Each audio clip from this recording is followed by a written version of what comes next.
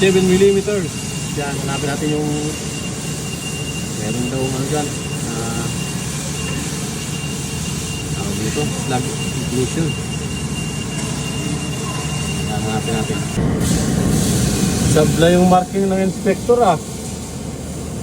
Yung mark niya nasa wall, pero yung lock of fusion nasa gilid. Hindi siya nandito.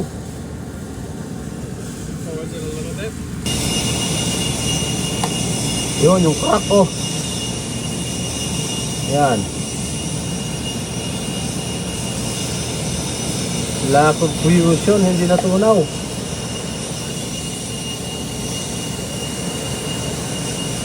Yun oh. Pero yung marking inspector dito sa may wall. Dito. Dito daw. Pero nandito siya. Yan oh. Lalim na eh. Malapit ng sumagot. Bakit? 27 lang eh.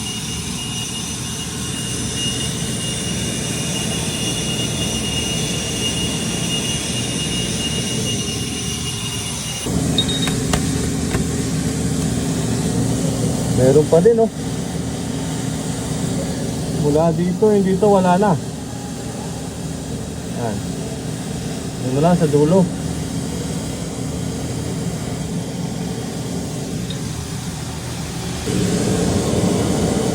Nothing left.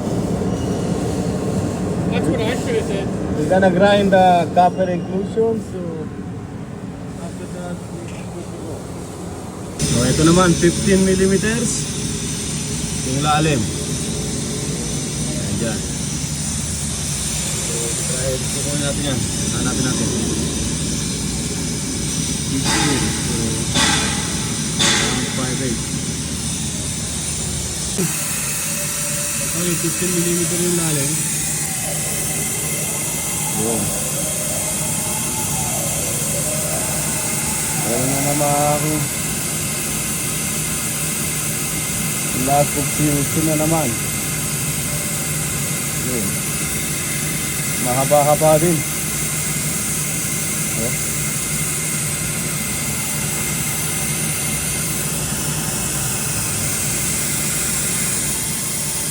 Alright, so kunin natin yan. Yun, pumasa na yung ating repair kahapon. Yung 27mm ang lalim yan.